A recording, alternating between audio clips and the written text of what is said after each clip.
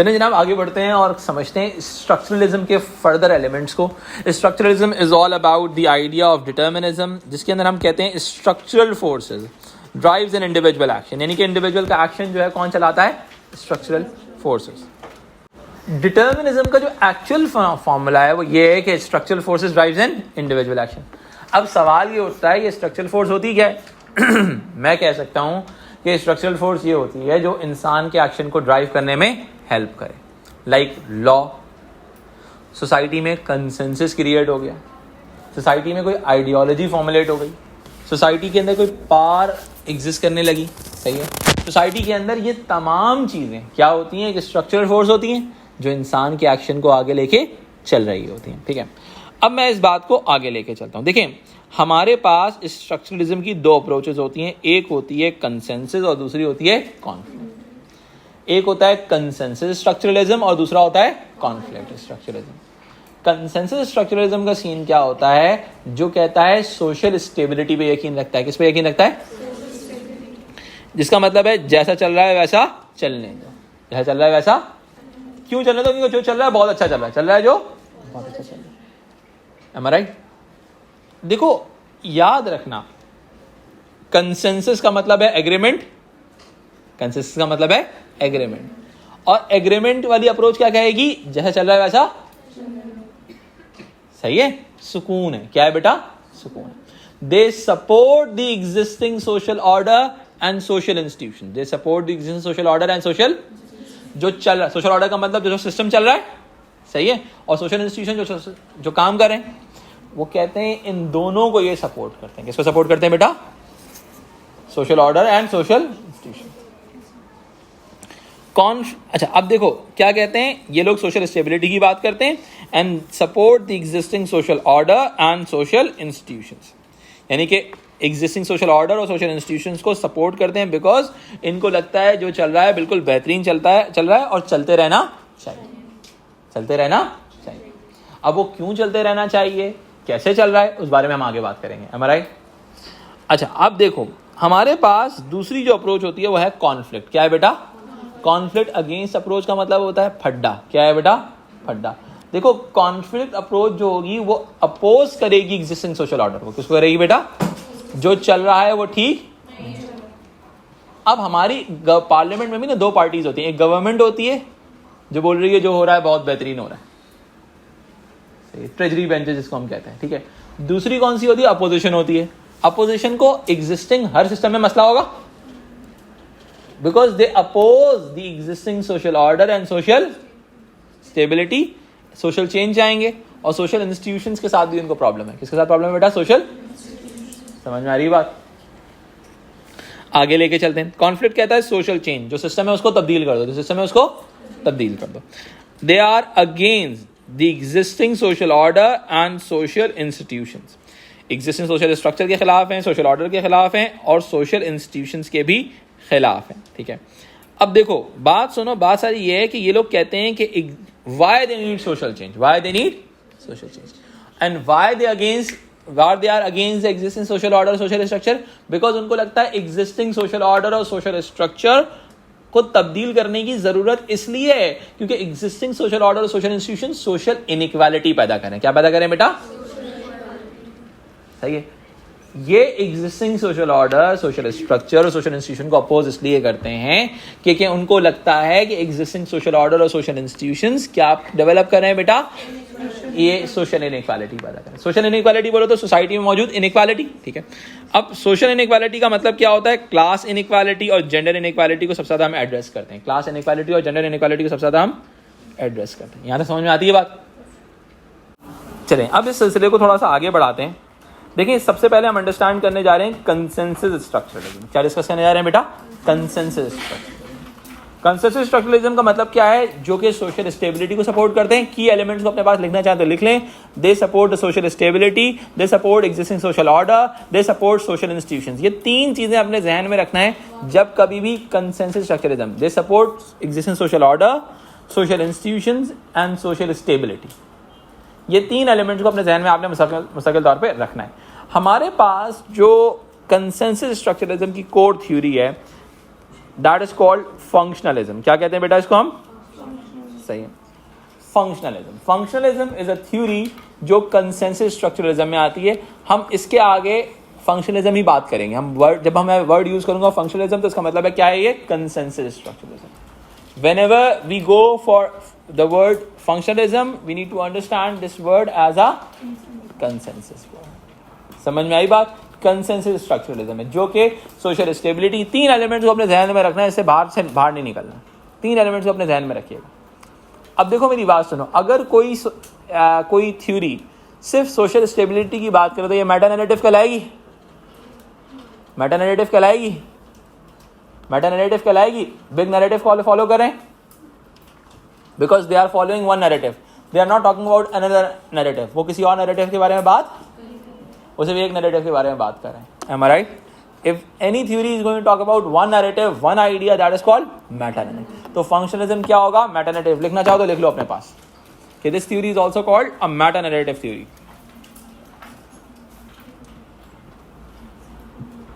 अब मैं इस बात को थोड़ा सा आगे लेके चलता हूं।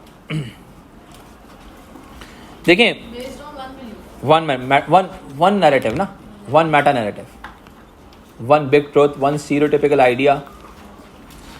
Functionalism support the existing social order, existing social structure, social order, ठीक है। They also support the existing social institutions. हमारे जो मेन theorists हैं, जिसको हम फाउंडर ऑफ फंक्शनलिज्म भी कहते हैं, उनका नाम है एमिल डर्केम। क्या नाम है बेटा? एमिल डर्केम ने कहा था they always support social institution. सही है। अब सवाल ये उठता है कि ये सोशल इंस्टीट्यूशन को सपोर्ट करते क्यों हैं? सपोर्ट, पहला सवाल मैं आप लोगों से पूछूंगा, अगर कोई बंदा existing social order, social institution, social structure को सपोर्ट करेगा, तो क्या वो एग्जिस्टिंग सोसाइटी को सपोर्ट करेगा? नहीं करेगा? एग्जिस्टिंग सोसाइटी को सपोर्ट करेगा। सही है। अब यानी कि ये लोग फंक्शनिंग ऑफ सोसाइटी चाहेंगे, नहीं चाहेंगे? सोसाइटी की फंक्शनिंग होगी कैसे? जब सोशल इंस्टीट्यूशन फंक्शन करेंगे। am I right? सोसाइटी की functioning, the functioning of society is dependent on the functioning of social institution. The functioning of society is dependent on the यानी कि सोशल इंस्टीट्यूशन की functioning के ऊपर functioning of society dependent है। समझ रहे हो मेरी बात? अब आगे बढ़ते हैं। एमिल डर्केम कहते हैं this support the social institution because of the functions of social institutions, because of the यानी कि फंक्शंस ऑफ सोशल इंस्टीट्यूशन की वजह से सपोर्ट करते हैं इनको। दूसरा, अब इस बात को और एक्सप्लेन करते हैं। एमिल डर्केम की थ्योरी है ऑर्गेनिक एनोलॉजी। क्या नाम है बेटा? ऑर्गेनिक। बहुत आसान थ्योरी है ये। मैं थ्योरी ऑलरेडी पहले डिस्कस कर चुका हूँ आप लोगों के साथ, लेकिन मैं फिर कर रहा हूँ, आप लोगों को ठक से समझ में आ जाएगा। बेटा मैंने आप लोगों से क्या कहा था? Society is just like a human body. Society social institution act like a organs of that human body. Society is just like a human body and social institutions act like a organs of that। ठीक है, because organ भी function करते हैं तो body function करती है। am I right? ये organs भी एक दूसरे के साथ interlinked और interconnected होते हैं। समझ में आई बात? तो क्या होगा मेरा बेटा, जब ये interlinked और interconnected होते हैं तो बिल्कुल क्या हो गए? organs की तरह हो गए। इसी वजह से ये एमिल डर्केम की थ्योरी जो ऑर्गेनिक एनोलॉजी है वो क्या कहती है?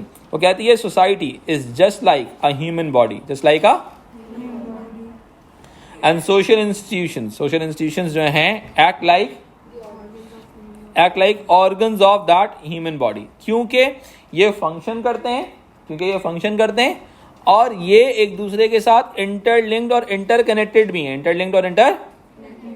ठीक है।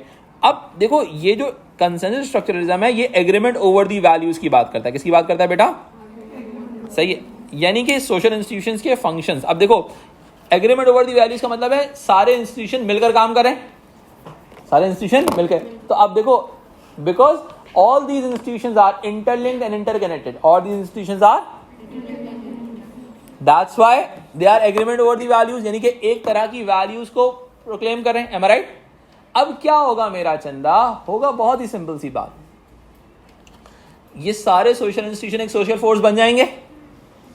सारे सोशल इंस्टीट्यूशन एक सोशल फोर्स बन जाएंगे जो आपको मजबूर करेगी to act in a particular way. ऐसा ही है।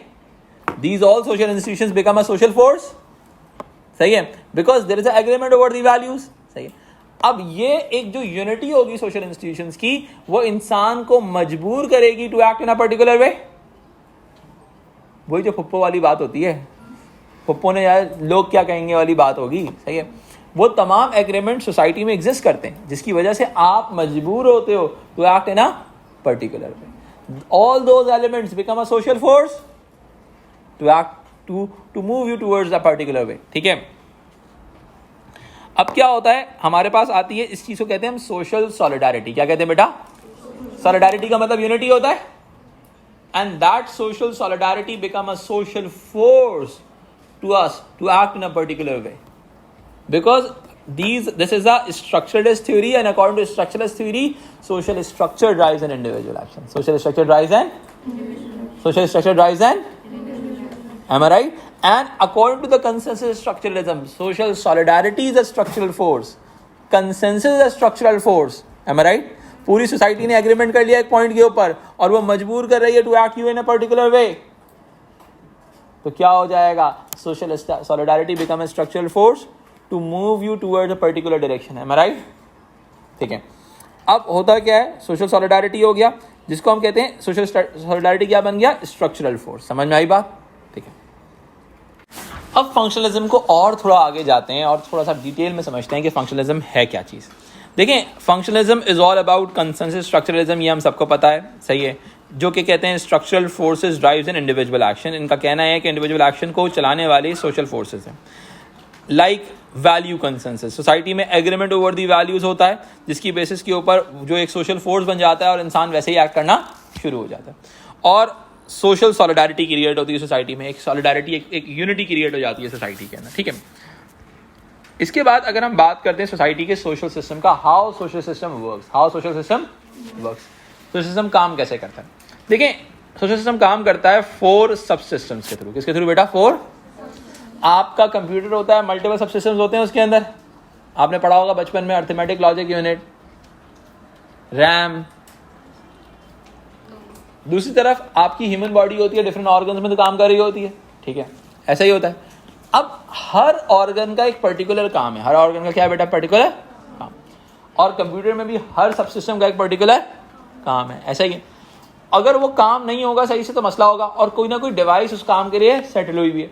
हार्ट, ब्लड को पंप करना है, आपके लिए हार्ट बनाया गया है, सोचना है दिमाग बनाया गया है, चलना है पाँव बनाया गया है, सही।